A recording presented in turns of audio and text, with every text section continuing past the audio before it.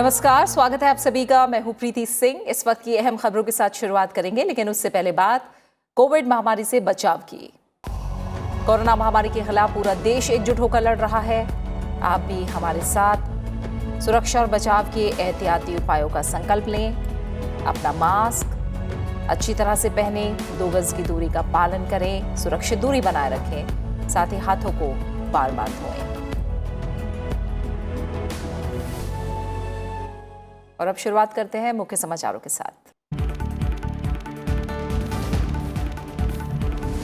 G20 देशों का 2 दिवसीय वर्चुअल शिखर सम्मेलन शुरू। प्रधानमंत्री नरेंद्र मोदी समेत सदस्य देशों के प्रमुख शामिल।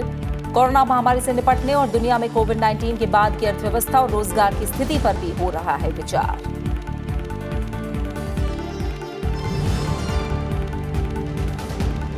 प्रधानमंत्री नरेंद्र मोदी ने युवाओं को साफ नीयत, स्पष्ट योजना और जिम्मेदारी के भाव से जीवन में आगे बढ़ने की दी सलाह। पंडित दीनदयाल पेट्रोलियम विश्वविद्यालय के 8वें दीक्षांत समारोह को किया संबोधित। कहा, 21वीं सदी में दुनिया को भारत से काफी उम्मीदें।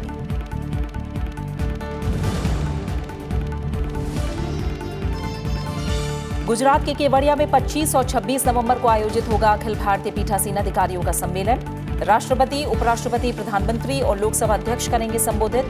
सशक्त लोकतंत्र के लिए विधायिका, कार्यपालिका और न्यायपालिका का आदर्श समन्वय विषय पर होगा विचार विमर्श।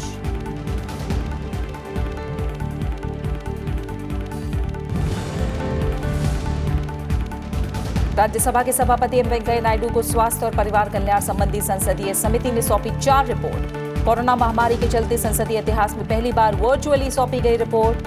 राज्यसभा के महासचिव देश दीपक वर्मा भी रहे मौजूद।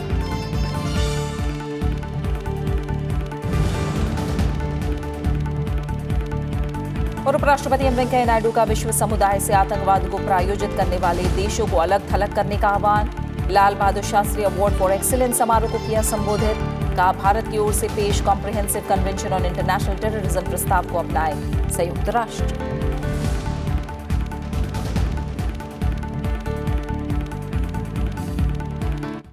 आज से 15वें G20 शिखर सम्मेलन की शुरुआत हो गई है।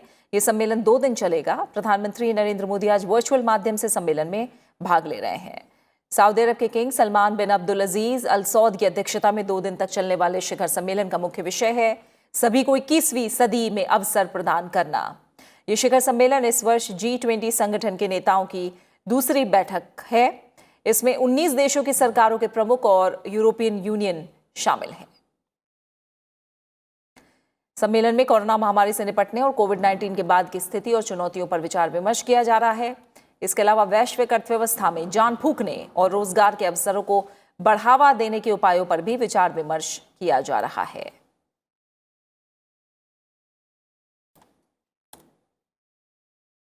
प्रधानमंत्री नरेंद्र मोदी ने कहा है कि कोरोना महामारी की वजह से ऊर्जा क्षेत्र में व्यापक बदलाव दिखाई दे रहे हैं और आने वाले समय में इन बदलावों के चलते भारत को फायदा होगा।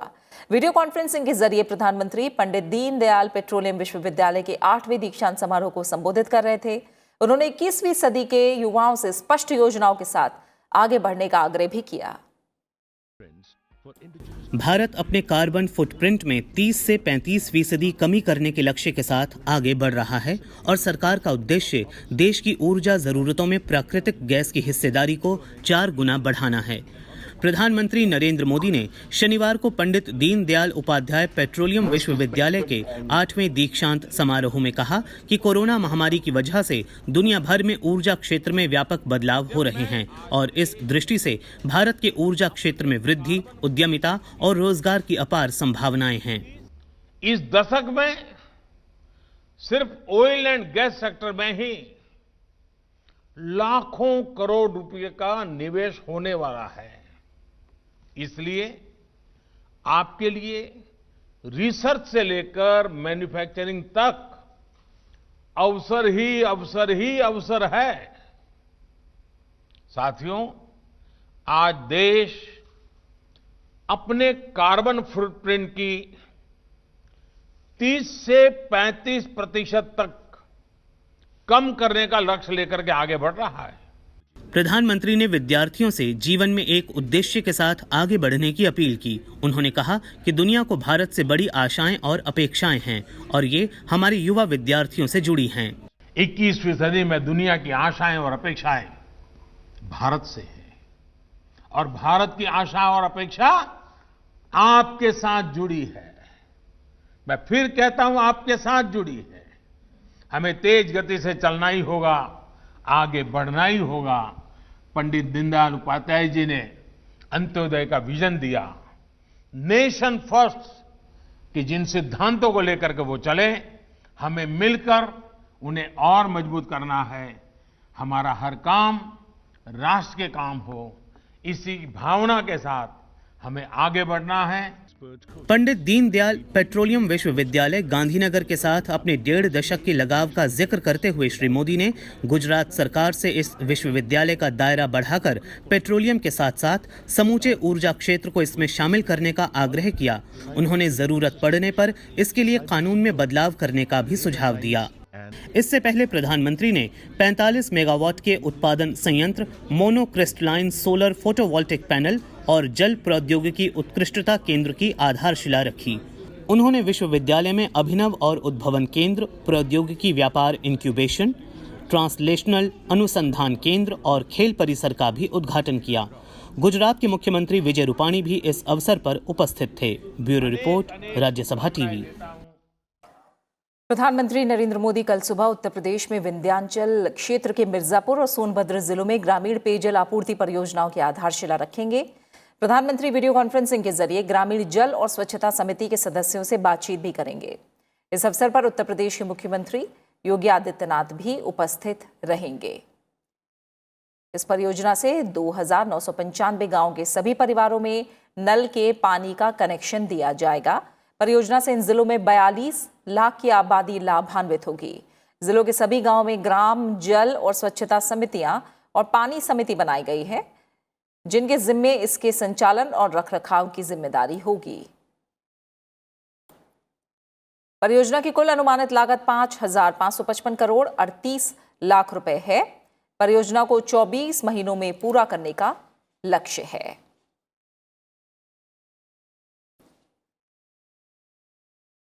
कोरोना महामारी के चलते भारतीय संसदीय इतिहास में पहली बार संसदीय समिति की रिपोर्ट राज्यसभा के सभापति को वर्चुअली सौंपी गई। स्वास्थ्य और परिवार कल्याण मंत्रालय से जुड़ी संसदीय समिति की 4 रिपोर्ट सभापति एम वेंकैया नायडू को सौंपी गई। समिति के अध्यक्ष राज्यसभा सांसद प्रोफेसर राम गोपाल यादव ने रिपोर्ट की प्रति सौंपी।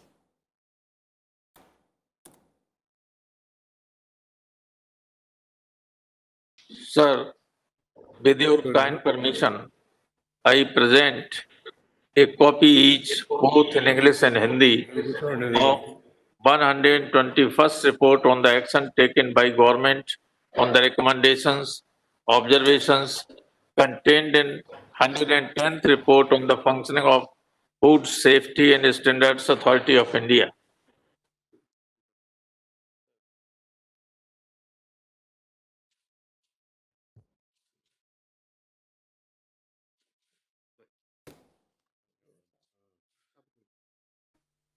Sir, with your kind permission, I present 122nd report on action taken by government on the recommendations, observations contained in the 120th report on demands for grants of the Ministry of Ayush 2020-21.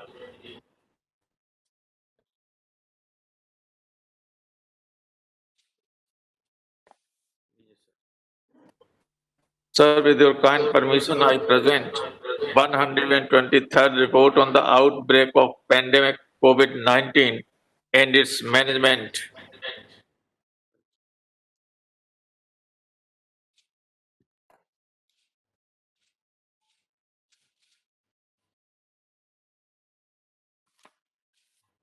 Sir, with your kind permission, I present 124th report on action taken by government on the recommendations contained in 119th report on demands for grant 2020-21 of the Department of Health Research.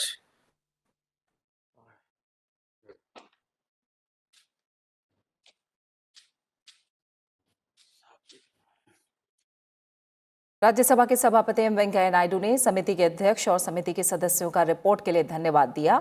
समिति के अध्यक्ष professor Ramgopal Yadav ने भी virtual बैठक के जरिए समिति की रिपोर्ट सौंपने के लिए सभापति का आभार जताया। सर, मैं आपको बहुत बहुत आपके प्रति आभार व्यक्त करता हूं कि आपकी विशेष अनुकंपा से ये रिपोर्ट्स आज एक वर्चुअल मीटिंग के द्वारा पहली बार संसदीय इतिहास में प्रस्तुत की गई। I also seek your permission, sir, for publication of the reports and forwarding them to their respective ministries for further necessary action. Now I hand over these reports to Secretary General Rajya Sabha for records.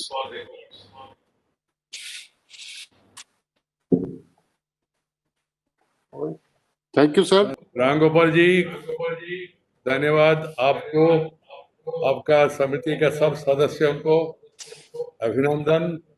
आप लोगों ने विस्तार से इन reports के बारे में अध्ययन किया और सिफारिश किया, तो सब संबंधित मंत्रालय को हमारा सचिवालय भेज देंगे।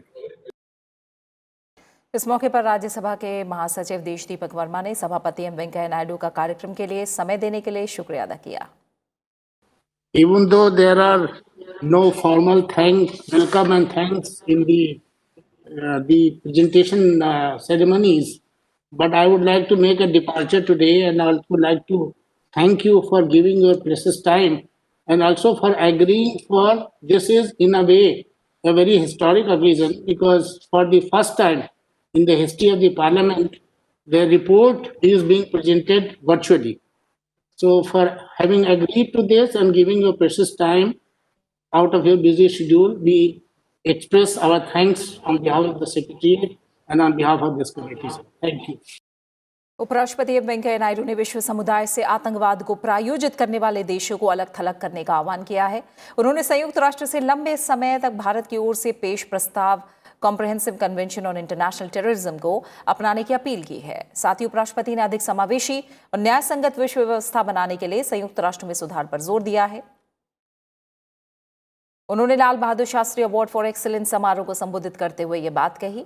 इस बार ये पुरस्कार इन्फोसिस फाउंडेशन के अध्यक्ष सुधा मूर्ति को उनके शिक्षा और साहित्य के क्षेत्र में योगदान के लिए दिया गया है। उपराष्ट्रपति ने सुधा मूर्ति को उनके सामाजिक कार्यों के लिए बधाई दी। इस मौके पर उपराष्ट्रपति ने पूर्व प्रधानमंत्री लाल बहादुर शास्त्री को श्रद्धांजलि दी। उन्होंने कहा कि आइए हम सब मिलकर भ्रष्टाचार, गरीबी, असमानता, सामाजिक और लैंगिक भेदभाव को दूर करने का प्रयास करें। उन्होंने नागरिकों से कोरोना महामारी के मद्देनजर जरूरतमंदों की मदद करने का भी आग्रह किया।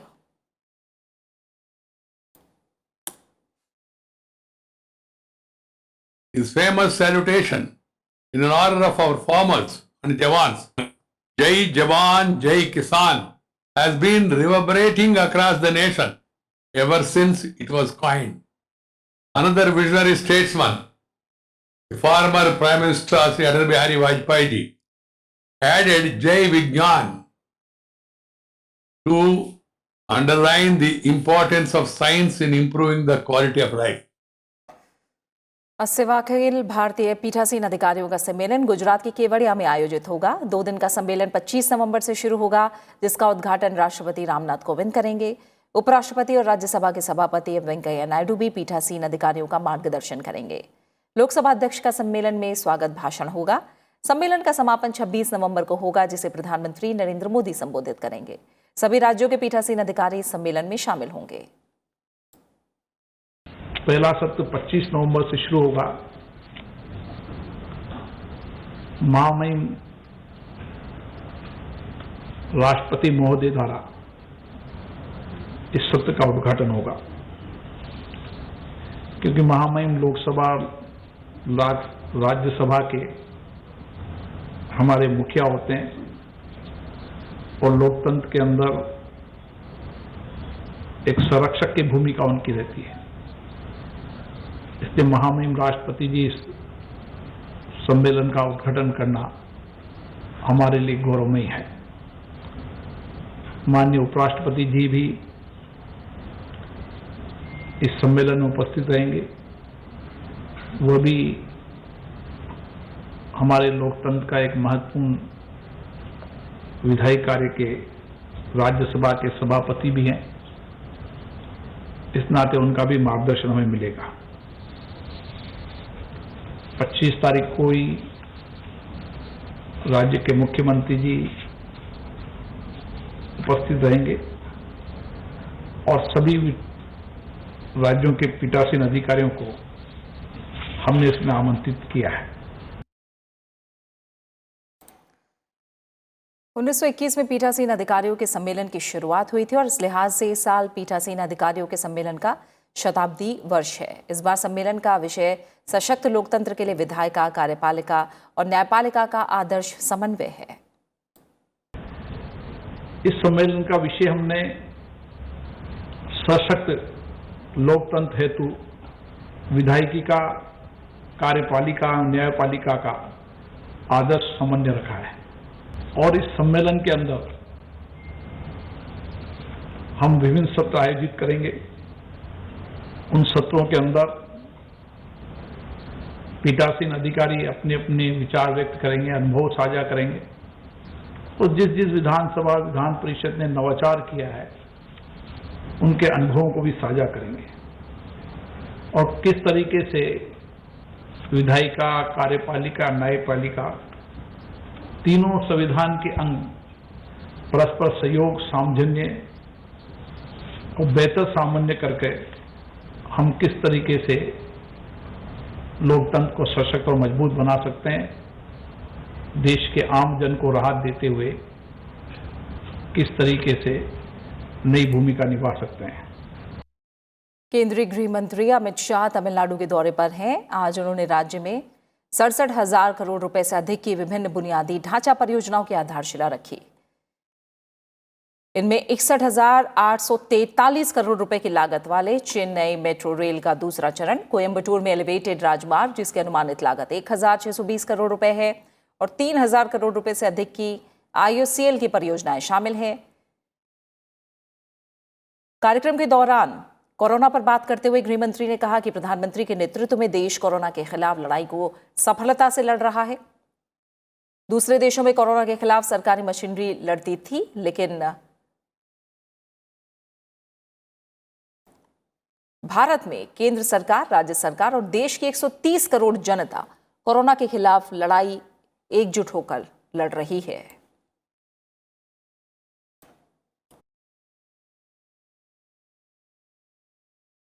पूरी दुनिया में भारत विकसित देशों से भी बहुत अच्छे तरीके से कोविड-19 का सामना कर पाया है। मोदी जी के करिश्माई नेतृत्व ने कोविड-19 के खिलाफ लड़ाई को एक नए आयाम दिए और परिणाम लक्षी लड़ाई लड़कर आज हम बहुत अच्छी स्थिति में हैं।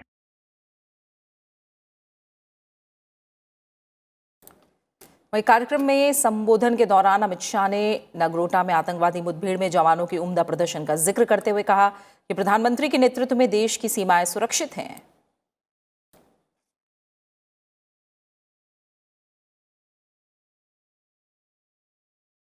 पड़ोस के देश से भेजे गए 4 आतंकवादी बहुत बड़ी घटना को अंजाम देना चाहते थे। उनको पकड़ लिया गया, रास्ते में रोका गया और चारों के चारों बहुत बड़े असले के साथ, बहुत हथियारों के साथ एनकाउंटर में मारे गए। मोदी जी के नेतृत्व में सुरक्षा बलों का जो हौसला मजबूत हुआ है, मैं आज उन सभी सुरक्षा बलों के जवानों का अभिनंदन करना चाहता हूं जिन्होंने अपनी जान की बाजी लगाकर देश को सुरक्षित किया है। 150 सीटों वाली ग्रेटर हैदराबाद नगर निगम के लिए मतदान 1 दिसंबर को होगा। चुनाव परिणाम 4 दिसंबर को घोषित किए जाएंगे। कोविड-19 महामारी के कारण इस बार मतदान का समय 1 घंटे के लिए बढ़ा दिया गया है। साथ ही स्वास्थ्य विभाग के दिशा निर्देशों और राजनीतिक पार्टियों के विचारों को ध्यान में रखते हुए मतपत्र के जरिए मतदान कराने का फैसला लिया गया है। मतदान सुबह 7 से शाम 6 बजे तक होगा। नामांकन दाखिल करने की अंतिम तारीख 20 नवंबर को थी। साथ ही नामांकन पत्रों की जांच आज की गई।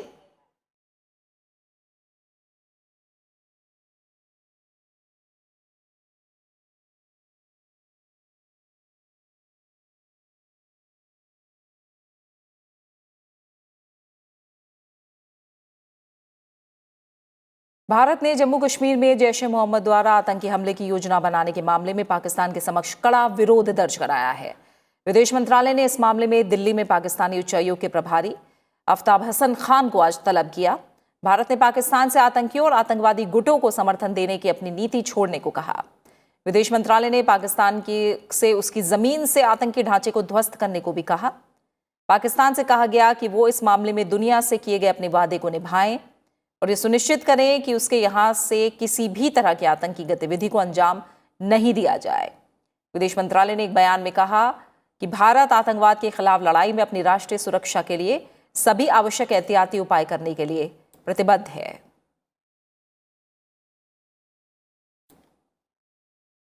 इससे पहले प्रधानमंत्री नरेंद्र मोदी ने कल नगरोटा मुठभेड़ पर उच्च स्तरीय समीक्षा बैठक की थी। समीक्षा बैठक में गृह मंत्री अमित शाह, राष्ट्रीय सुरक्षा सलाहकार अजीत डोभाल, विदेश सचिव और शीर्ष खुफिया अधिकारियों ने भी हिस्सा लिया। बैठक के बाद ट्वीट संदेश में प्रधानमंत्री ने कहा कि सुरक्षा बलों ने आतंकवादियों के भारी तबाही और विनाश के मंसूबे को विफल कर दिया है। नगरोटा में गुरुवार को हुई मुठभेड़ में जैश ए मोहम्मद के 4 आतंकियों को ढेर किया गया था। जम्मू श्रीनगर नेशनल हाईवे स्थित नगरोटा में बान टोल प्लाजा के पास ही मुठभेड़ हुई थी। ये आतंकी एक ट्रक में छिपकर जम्मू से कश्मीर घाटी की तरफ जा रहे थे। सुरक्षा चौकी पर जांच के दौरान इन आतंकियों ने सुरक्षा बलों पर गोलीबारी शुरू कर दी और ग्रेनेड से हमला किया। जवाबी कार्रवाई के दौरान सुरक्षा बलों ने ट्रक को विस्फोट से उड़ा दिया। इसके बाद आतंकी बचने के लिए नजदीक के जंगल की तरफ फरार हो गए। 3 घंटे तक चले इस अभियान में सभी आतंकी मारे गए। आतंकियों के पास से 11 AK-47 राइफल, 3 पिस्तौल, 29 ग्रेनेड और अन्य उपकरण बरामद किए गए। ये पहला वाकया है जब आतंकियों से इतनी संख्या में हथियार बरामद हुए। जैश ए मोहम्मद भारत में कई हमलों के लिए जिम्मेदार रहा है, जिसमें फरवरी 2019 में पुलवामा हमला भी शामिल है।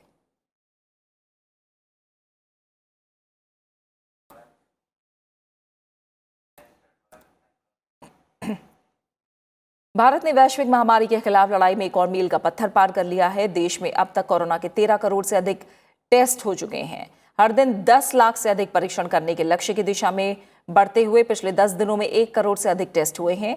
पिछले 24 घंटे के दौरान 49,715 लोग ठीक हुए, जिन्हें मिलाकर अब तक देश में कोरोना के 84,78,000 से अधिक रोगी ठीक हो चुके हैं। ठीक होने की दर 93.67% हो गई है। देश में कोविड-19 के सक्रिय मामलों में लगातार कमी आ रही है। पिछले 24 घंटे के दौरान 46,232 नए मामले सामने आए हैं, जबकि इस दौरान 49,715 मरीज ठीक हुए हैं।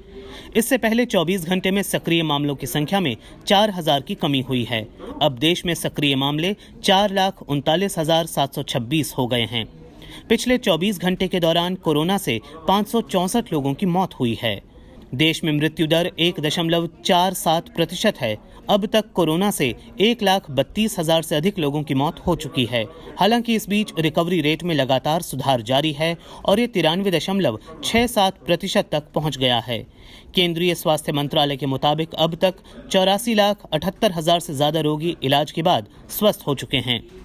46,000 से ज्यादा नए मामलों के सामने आने के साथ कुल संक्रमितों का आंकड़ा 90.5 लाख से ज्यादा हो गया है।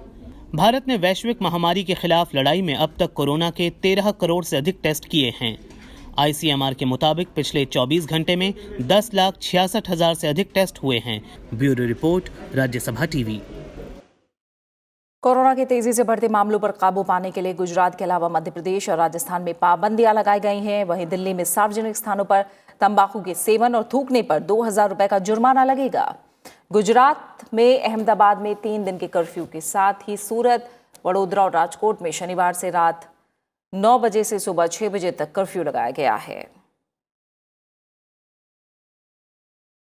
राजस्थान में कोरोना वायरस संक्रमण के बढ़ते मामलों को देखते हुए कई जिलों में धारा 144 लगा दी गई है। राज्य सरकार ने सभी जिला कलेक्टरों को 21 नवंबर से धारा 144 लगाने का अधिकार दे दिया है। मध्य प्रदेश में आज से 5 शहरों भोपाल, ग्वालियर, विदिशा, रतलाम और इंदौर में रात 10 बजे से सुबह 6 बजे के बीच कर्फ्यू लगाने का फैसला लिया गया है।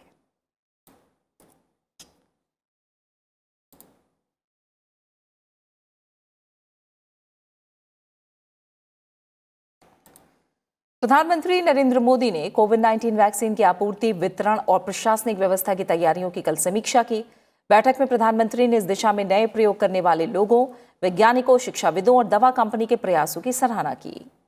उन्होंने निर्देश दिया है कि कोविड वैक्सीन के अनुसंधान, विकास और विनिर्माण की सभी तैयारियों को सुगम बनाने के प्रयास किए जाने चाहिए।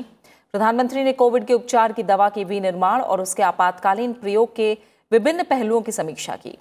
प्रधानमंत्री ने निर्देश दिया कि वैक्सीन को जल्द से जल्द उपलब्ध कराने के लिए सभी विनियामक मंजूरी लेने की चरणबद्ध योजना तय की जाए। भारत में कोविड-19 के 5 टीके विकास के उन्नत चरण में पहुंच चुके हैं, जिनमें से 4 दूसरे या तीसरे चरण में और 1 पहले या दूसरे चरण में है। वैक्सीन उपलब्ध हो जाने पर इसके उपयोग के लिए स्वास्थ्य कर्मियों, अग्रिम पंक्ति के कर्मचारियों और शीत भंडारण की व्यवस्था की तैयारियां आगे बढ़ चुकी हैं। प्रधानमंत्री ने वैक्सीन विकास के व्यापक प्रयासों की सराहना की। उन्होंने कहा कि महामारी की मौजूदा स्थिति को देखते हुए कोविड से रोकथाम के उपायों में कोई ढिलाई नहीं होनी चाहिए और मास्क पहनने, सुरक्षित दूरी बनाए रखने और स्वच्छता का कड़ाई से पालन होना चाहिए।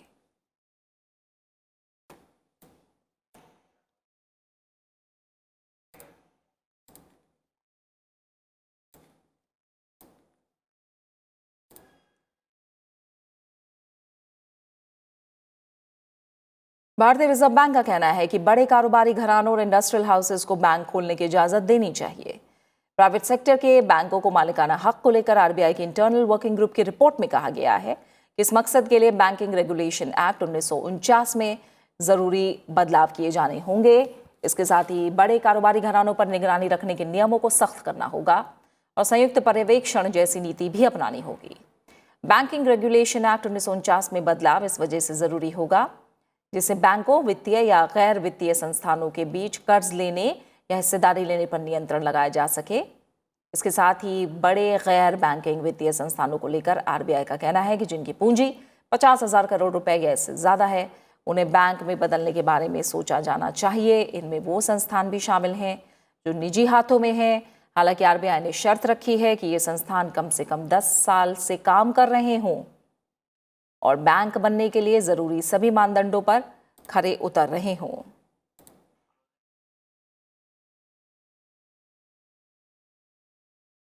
और इसी के साथ फिलहाल इस बुलेटिन में इतना ही, लेकिन चलते चलते एक बार फिर आपसे अपील। कोरोना महामारी के खिलाफ पूरा देश एकजुट होकर लड़ रहा है। आप भी हमारे साथ सुरक्षा और बचाव के एहतियाती उपायों का संकल्प लें। अपना मास्क अच्छी तरह से पहने, 2 गज की दूरी का पालन करें, सुरक्षित दूरी बनाए रखें, साथ ही हाथों को बार बार धोएं। आप अपना अच्छे से ख्याल रखिए और मुझे दीजिए इजाजत।